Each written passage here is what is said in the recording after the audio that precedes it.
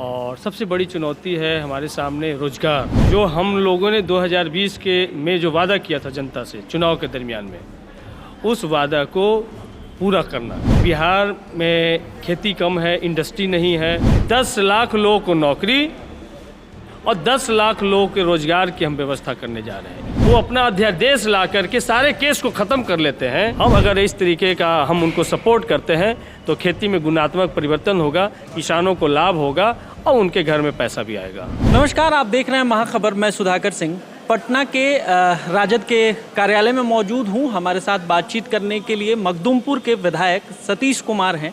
सतीश कुमार से जानेंगे कि अब चूंकि सरकार बदल गई है, वो दौर भी सतीश कुमार ने देखा है जब संघर्ष के दौरान विधानसभा में खूब पिटाई हुई थी। उसके बाद ये हेलमेट पहन के आने लगे थे और कहा था कि अब सरकार से डर लगता है। तो अब जानने की कोशिश करते हैं कि अब क्या स्थिति है, अब सरकार में हैं तो क्या चुनौतियां हैं, कैसे काम करेंगे, तमाम मुद्दों पर बातचीत होगी। आपका तो स्वागत है। पहले आप बताएं कि इस बार क्या चुनौतियां हैं सरकार में? देखिए, सबसे बड़ी चुनौती है सांप्रदायिक शक्तियों को रोकना जी। उससे भी बड़ी चुनौतियां हैं जिस तरीके से तमाम चीज़ों पर, संस्थाओं पर मनुवादी और पूंजीवादी शक्तियां जिस तरीके से हावी हुई हैं, उनको रोकना है। और जनता के हित में जो हम लोगों ने 2020 में जो वादा किया था जनता से चुनाव के दरमियान में, उस वादा को पूरा करना, ये हमारे लिए सबसे बड़ी चुनौतियां हैं। और सबसे बड़ी चुनौती है हमारे सामने रोजगार जी। जो पिछले 8 साल में पूरे देश में जो रोजगार की स्थिति हुई है, उससे बिहार अछूता नहीं है। बिहार में खेती कम है, इंडस्ट्री नहीं है, जिसके वजह से बेरोजगारों की संख्या सबसे ज़्यादा यहाँ पर बिहार में है। और लोग को अब लग रहा है कि महागठबंधन में मुख्यमंत्री नीतीश कुमार जी हैं और डिप्टी सीएम तेजस्वी यादव जी हैं। तो तेजस्वी यादव जी से लोग को उम्मीद है कि हम बेरोजगारों को रोज़गार मिलेगा और हम लोग उस ओर एक्सरसाइज चालू हो गया है। और बहुत जल्द बेरोजगारों के लिए एक बम्पर वैकेंसी आएगी, जिसमें जो हम लोगों ने टारगेट किया था, उस टारगेट के करीब हम लोग उनको रोज़गार देने में सक्षम होंगे। ठीक है, अब रोजगार पे बात करते हैं तो रोजगार पर ही आऊँगा। जब बिहार चुनाव था और तेजस्वी जी घूम रहे थे तो तेजस्वी जी ने कहा था कि हम पहली मीटिंग जब कैबिनेट की होगी तो एक कलम के सिग्नेचर से हम 10 लाख लोगों को रोजगार देंगे।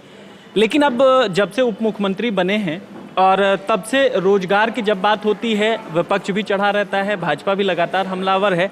तेजस्वी जी कहते हैं कि इंतज़ार का मजा लीजिए। इस पर आपका क्या कहना है? देखिए, सबसे पहली बात, ये 2020 का जब चुनाव था, हम लोग को किस तरीके से सरकार बनाने से रोकी गई, ये पूरा देश और तमाम लोग जानते हैं। यदि 2020 में हमारी सरकार बनती और पहले कैबिनेट में हम 10 लाख लोगों को रोज़गार देते, हमारे पास ब्लूप्रिंट तैयार था। लेकिन हमारी सरकार बनी नहीं।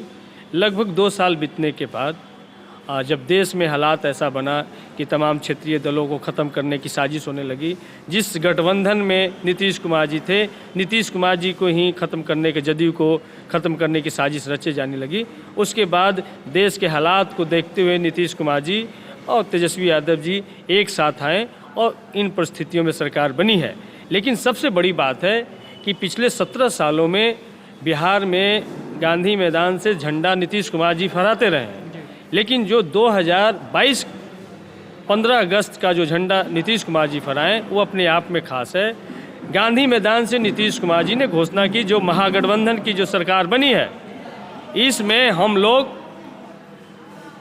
10 लाख लोगों को नौकरी और 10 लाख लोगों के रोजगार की हम व्यवस्था करने जा रहे हैं। ये गांधी मैदान से नीतीश कुमार जी की एक बड़ी घोषणा हुई है, जिससे लोगों का उम्मीद बढ़ा है। और हम तमाम लोग देख रहे हैं कि सबसे पहले स्वास्थ्य विभाग में जो विभाग तेजस्वी यादव जी के पास में है, उसमें 20,000 से ज़्यादा की वैकेंसी तेजस्वी यादव जी ने जारी की है। और भी रिक्तियां सभी विभाग से मंगाया जा रहा है और सब बाज़ाब्ता विज्ञापन के थ्रू वैकेंसी आएंगे। और तेजस्वी यादव जी ने कहा कि थोड़े इंतज़ार का मज़ा लीजिए। इसका मतलब है कि आप अपना पढ़ाई लिखाई कलम कॉपी निकाल लीजिए, पढ़ाई चालू कर दीजिए। बिहार में बहुत जल्दी वैकेंसी आ रहा है जिसमें आपको एग्ज़ाम में बैठना है। ठीक है। अब आपने कहा कि सांप्रदायिक ताकतों से लड़ना है, ये चुनौती होगी। लगातार भाजपा हमलावर है, सुशील मोदी भी हमलावर हैं, जिसकी वजह से एक मंत्री थे, कानून मंत्री बिहार सरकार में, उनको दबाव के कारण हटाया भी गया, मंत्रालय बदला गया, फिर उन्होंने इस्तीफा दे दिया। तो इस पर आपका क्या कहना है कि दबाव की वजह से, या फिर आप मानते हैं कि उन पे आरोप थे? क्या था मसला जिसकी वजह से उनको रिजाइन करना पड़ा? नहीं, कोई दबाव नहीं है। बिहार की सबसे प्रचंड बहुमत वाली सरकार है, जिस सरकार में 164 विधायकों का समर्थन माननीय मुख्यमंत्री नीतीश कुमार जी को है, और इतने प्रचंड बहुमत की सरकार है। हम पर किसी का दबाव नहीं है, लेकिन एक न्यायिक प्रक्रिया में न्यायिक प्रक्रिया का सम्मान करते हुए हमारे कानून मंत्री कार्तिक कुमार जी को इस्तीफा देना पड़ा। ठीक है, और हम सब लोग कानून के साथ हैं। यही बताने के लिए काफ़ी है कि अगर न्यायिक प्रक्रिया में हमारे मंत्री भी फंस जाए तो उनसे इस्तीफा लेने में नीतीश कुमार तेजस्वी जी 1 मिनट देर नहीं करते हैं। और बाकी विपक्ष के पास में कोई मुद्दा नहीं है, सिवाय जो जनता की सरकार है, जनता की प्रचंड बहुमत वाली सरकार है, इसको जंगल राज कहने के अलावा। लेकिन नीतीश कुमार जी की सरकार जो जनता के लिए काम करने के लिए बनी है, तेजस्वी यादव जी के सहयोग से, महागठबंधन के सहयोग से, उसको जंगल राज की संज्ञा दे रहे हैं। लेकिन बगल के ही राज्य यूपी में कुलदीप सिंह सेंगर, जो एक लड़की का बलात्कार के केस में जेल हैं, और उनके पूरे परिवार को मौत की घाट उतार दिए जाते हैं, लड़की को जिंदा जला दिया जाता है। वहाँ उनके भाजपा के गृह राज्य मंत्री रहे चिन्मयानंद, जो एक लड़की के साथ में किस तरीके का वीडियो वायरल होता है। आप देखते हैं कि योगी आदित्यनाथ जब मुख्यमंत्री बनते हैं तो उन पे 302 से लेकर तमाम संगीन अपराध के केसेस थे, वो अपना अध्यादेश ला करके सारे केस को ख़त्म कर लेते हैं। तब वो नहीं दिखता है, तब उनको नहीं दिखता है कि गुजरात में किस तरीक़ा से बिल्किस बानो के केस के मामले में जो उनके बलात्कारी हैं, शासक लोग की हत्यारे लोग हैं, उनको जेल से कानून की धज्जी उड़ा करके रिहा की जाती है, और बैंड बाजा, माला और मिठाई बांटा जाता है। एक महिला के बलात्कारियों को इस तरह का सम्मान होता है। तो ये जंगल राज उनको नहीं दिखाई देता है, ये जंगल राज उनको नहीं दिखाई देता है। तो इसलिए हम तमाम लोग जनता के प्रति कटिबद्ध हैं। नीतीश कुमार जी की सरकार पे सुशील मोदी या भाजपा, आरएसएस जो भी उंगली उठाए, जनता अब जान गई है कि आरएसएस और भाजपा प्रोपोगंडा पार्टी है। इसको हकीकत और वास्तविकता से कुछ लेना देना नहीं है। ठीक है, आखिरी सवाल कि आप चूँकि युवा हैं और संघर्ष से यहाँ तक आए हैं, आपके क्षेत्र में भी बेरोजगारी और ऐसी कई समस्याएं होंगी जो युवाओं से जोड़ती होंगी, उनके लिए आपके पास क्या ब्लूप्रिंट है या क्या योजना है?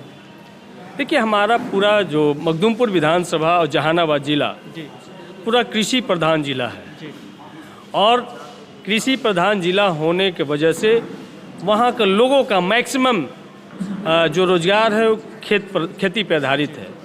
तो हमारी प्राथमिकता होगी कि वहाँ पर कृषि आधारित उद्योग स्थापित हो। हमारी प्राथमिकता होगी कि हर एक खेत तक हम पानी देने में किस तरीक़े से सफल हो। हमारी प्राथमिकता होगी कि सरकार के द्वारा लागू जितने भी वेलफेयर स्कीम है कृषि में, उसको किसान तक के पहुँचे, क्योंकि आज किसान मोदी सरकार की गलत आर्थिक नीति की वजह से खेती में जो पूंजी है वो दुगना लग रहा है, उनका आमदनी ख़त्म हो गया है, लोग खेती छोड़ रहे हैं। जबकि नरेंद्र मोदी जी ने 2022 तक किसानों का इनकम आय दुगना करने का वादा किया था, लेकिन आय दुगना नहीं हुआ, उनका लागत दुगना हो गया है। तो इन चुनौतियों से हम कैसे उनको राहत दे सके, उनको समय पे कैसे हम खाद मुहैया करा सके, समय पे बीज उनको मिले, वो डुप्लीकेट बीज ना हो, सही बीज हो, उनको समय पे कैसे अनुदान जो सरकार के द्वारा मिलता है वो तमाम चीज़ मिले। हम अगर इस तरीके का हम उनको सपोर्ट करते हैं तो खेती में गुणात्मक परिवर्तन होगा, किसानों को लाभ होगा और उनके घर में पैसा भी आएगा। ये हमारे साथ विधायक सतीश दास थे जो कह रहे थे कि हम लगातार कोशिश कर रहे हैं और भाजपा के पास बतौर विपक्ष कोई काम बच नहीं जाता है, तो लाजमी है कि वो हमलावर होगी ही। आरएसएस जैसी जो उनके संगठन है वो भी हमलावर होंगे, लेकिन हम अपने मनोबल नहीं टूटने देंगे और लगातार तेजस्वी जी के नेतृत्व में बेहतर काम करेंगे। आप बने रहें महाखबर के साथ। मैं सुधाकर सिंह, धन्यवाद।